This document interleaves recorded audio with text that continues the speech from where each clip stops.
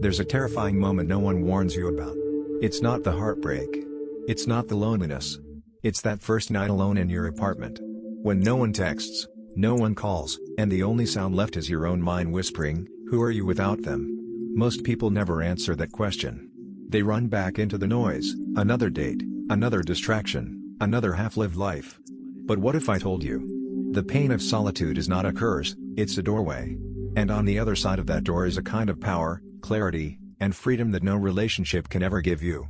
By the end of this video, I'll show you why living alone, truly alone, might just be the most spiritual, psychological, and stoic act of your life. And I'll share the moment that shattered my need for validation and rebuilt my soul from the silence up. So lean in. Because this isn't just about solitude. This is about meeting the version of you that no one else ever dared to meet. The noise that keeps you from hearing yourself. Some people fear silence like it's hiding a monster. But the truth is, the monster is the silence.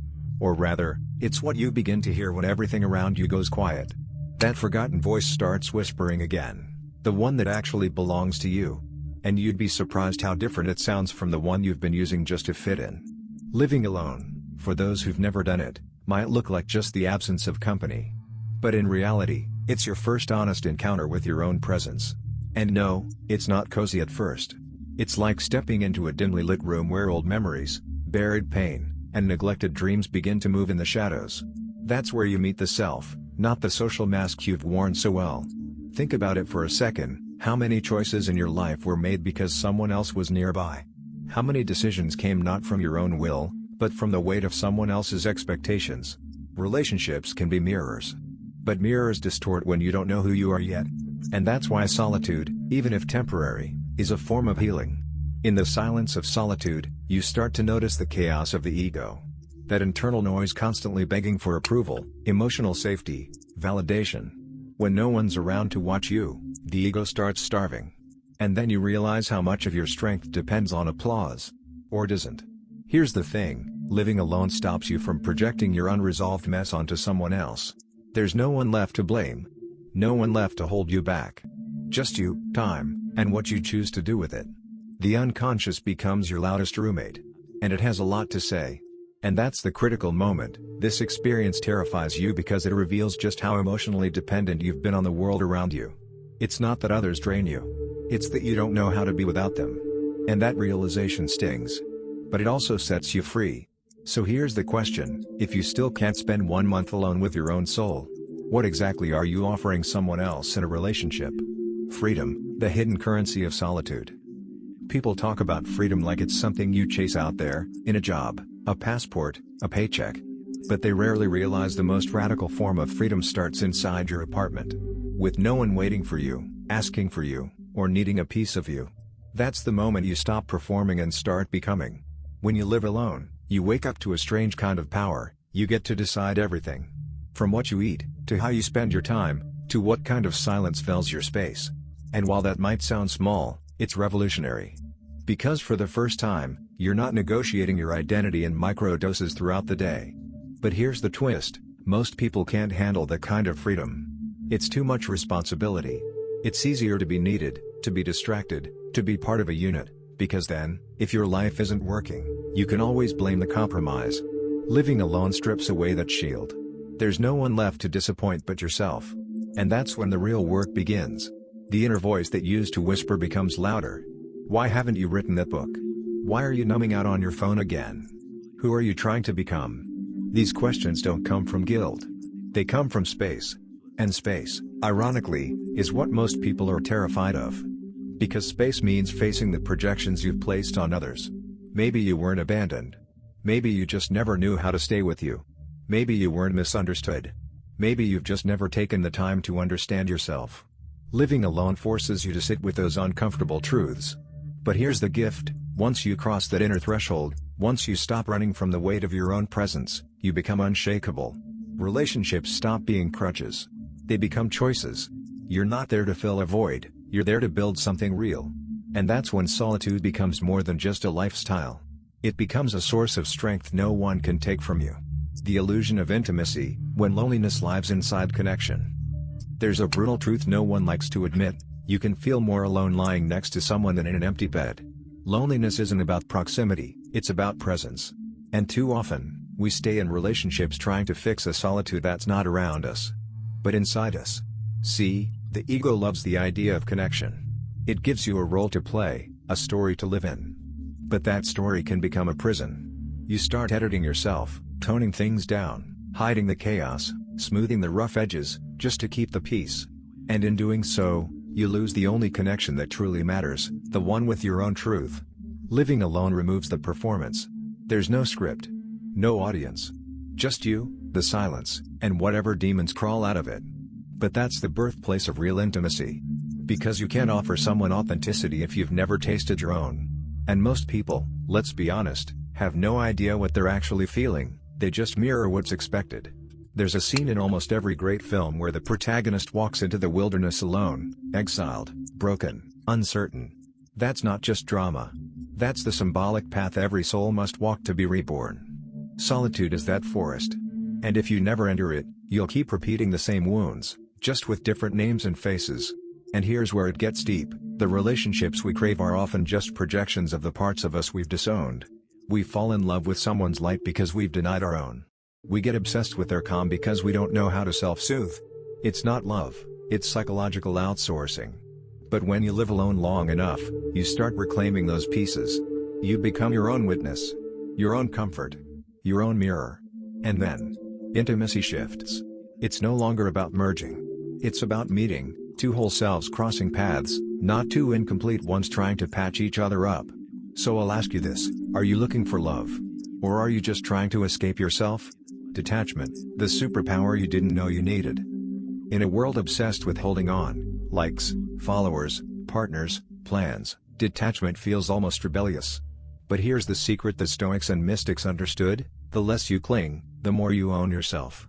And living alone forces you into that space where clinging no longer works. When there's no one around to emotionally lean on, you begin to stand straighter, metaphorically and literally. You start choosing from clarity instead of craving. You stop chasing validation because no one's around to give it. And what's left? A kind of raw, unfiltered selfhood. It's uncomfortable. And powerful. Detachment doesn't mean apathy. It means you stop needing things to go a certain way to be okay. You stop measuring your peace by someone else's presence or approval. That kind of emotional sovereignty? It's rare. And it starts showing up in every area of your life, relationships, work, even how you handle pain. Now, here's the paradox, when you truly don't need someone, that's when you can finally love them fully. Why? Because there's no grip. No silent contract. No hidden demand. You're not loving to be loved back, you're just loving. Freely. Detached. It's love without chains. Living alone trains this in you. There's no one to impress. No one to fix. Just you and your patterns, exposed under the honest light of solitude. You start noticing where you've been reactive, needy, avoidant. And with no one to blame, change becomes possible. But detachment also gives birth to another kind of beauty, appreciation. You stop taking people for granted. Every text, every visit, every connection becomes richer, because it's not filling a void. It's adding to an already full cup. So the question becomes, are you holding on? Or are you just afraid to be free? The inner fortress, building a mind no one can invade. Most people spend their lives protecting the outside, locking doors, building careers, chasing relationships. But they leave the most important place undefended, their mind. And here's the hard truth, if your inner world is chaotic, it doesn't matter how calm your outer world looks. You'll still feel like it's all about to fall apart. Solitude is the training ground for the inner fortress. When you live alone, you're forced to sit with your thoughts long enough to understand them, and then longer still, until you can redirect them. No distraction. No buffer. Just pure, unfiltered awareness. And at first, it's like drinking salt water. But eventually, it becomes the cleanest source of strength. Think of your mind like a castle. Most people leave the gates open, letting in every opinion, every fear, every projection. But when you begin to master solitude, you start choosing what gets in. You stop being emotionally hijacked by others. You begin to trust your own discernment. And something magical happens here, you stop reacting. You start responding. You move from emotional chaos to inner clarity. And that clarity becomes magnetic. People feel it when you speak, when you move, when you simply exist. It's the quiet confidence that can't be faked, because it's forged in solitude. Living alone reveals your mental habits with brutal honesty. How you talk to yourself. How you spiral. How you numb. But it also gives you the tools to shift all of that. You start reprogramming from within. No guru. No therapist. Just presence, pattern, and persistence. And here's the kicker, when your inner world becomes a sanctuary, nothing outside can truly shake you. Not rejection. Not loss. Not silence. Because you've built a foundation that doesn't collapse under pressure, it expands. So let me ask, is your mind your prison? Or your fortress? The shadow room, meeting the parts you've been avoiding. Most people think they're afraid of being alone. But what they're really afraid of is meeting themselves, without distractions, without masks, without the noise of other people's opinions. Solitude is not just peaceful, it's confrontational. Because eventually, in the silence, your shadow knocks. The shadow isn't evil. It's just the collection of all the parts you've disowned, the anger you suppressed, the sadness you buried, the ambition you were told was too much. And when you're constantly surrounded by people, it's easy to keep those parts locked away. But when you're alone, they show up. And they don't knock politely. Living alone creates what I call the shadow room. It's not literal, but you'll feel it. The moments where old memories surface out of nowhere. When you suddenly cry without knowing why. When you question every decision that once felt certain. It's not weakness. It's purification. And here's where most people turn back. They run. They call someone. They date again. Anything to avoid that mirror. But if you stay in that room just a little longer, something sacred happens. The parts of you that felt unworthy, broken, too dark to love, begin to soften. They begin to speak. And they're not monsters. They're wounded children. This is the heart of real strength. Not pretending to be fine. Not numbing out. But walking straight into your own psychological basement with a flashlight and saying, I'm here now. Show me everything. That's the kind of courage solitude demands, and rewards. And once you've sat with your shadow, no one can use it against you. You stop being manipulable. You stop being performative. You become whole. And wholeness is terrifyingly rare in a world built on fragmentation. So here's the question, what part of you are you still afraid to meet in the dark? When you no longer need. You're finally ready. Here's the most paradoxical truth of all, only when you no longer need the relationship, are you actually ready for one. Not because you've given up on love, but because you've stopped outsourcing your soul. And that's exactly what solitude trains you to do.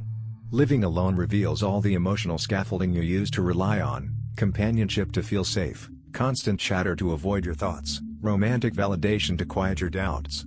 And when that scaffolding falls, you finally get to rebuild from something deeper. Not survival. Not desperation. But truth. Imagine showing up in a relationship not to complete yourself, but to share the overflow. To connect from abundance, not lack. That's what happens when you've made peace with your own company. You stop being a seeker of comfort and become a creator of meaning. But here's the twist, the world doesn't reward this kind of wholeness. It fears it. Because whole people are hard to control. They're unshakable. Unimpressed by superficial charm. Unwilling to stay in dynamics that drain them. And when you reach that state, loneliness becomes a choice, not a curse. And let's be real, not everyone will understand you. They'll think you're too distant, too selective, too intense. But that's okay. Because your standards will rise. Not from ego, but from clarity. You won't settle for noise when you've tasted silence. You won't chase potential when you've met your own. So by the time someone truly worthy arrives, you won't need them to rescue you, fix you, or complete you. You'll simply recognize them as another soul who's walked the fire. Someone who knows the cost, and value, of becoming whole. So here's the final reflection, are you ready for love? Or are you just tired of being alone? There's a terrifying moment no one warns you about. It's not the heartbreak. It's not the loneliness. It's that first night alone in your apartment. When no one texts, no one calls, and the only sound left is your own mind whispering, who are you without them? Most people never answer that question. They run back into the noise, another date, another distraction, another half-lived life. But what if I told you? The pain of solitude is not a curse, it's a doorway. And on the other side of that door is a kind of power, clarity, and freedom that no relationship can ever give you. By the end of this video, I'll show you why living alone, truly alone, might just be the most spiritual, psychological, and stoic act of your life. And I'll share the moment that shattered my need for validation, and rebuilt my soul from the silence up. So lean in. Because this isn't just about solitude. This is about meeting the version of you that no one else ever dared to meet. Most people spend their lives searching for love, for meaning, for someone to finally see them. But here's what solitude teaches you, quietly, slowly, brutally. You were never missing anything. You were just afraid to look in the only place it ever existed: within. Solitude is not the absence of love. It's the training ground for it. It's where the noise dies, and the soul begins to speak. And when you've sat long enough with your fears, your shadow, your silence, you don't just come back stronger. You come back different. So I'll leave you with this. What if the version of you you've been searching for is already sitting quietly in the room you keep avoiding? If that hit you, if some part of this made your chest tighten or your mind go silent, tell me in the comments. What's the one truth you've only discovered after being alone? And if this spoke to something deep in you, subscribe to The Deep Mind. This is just the beginning. The journey inward has many doors.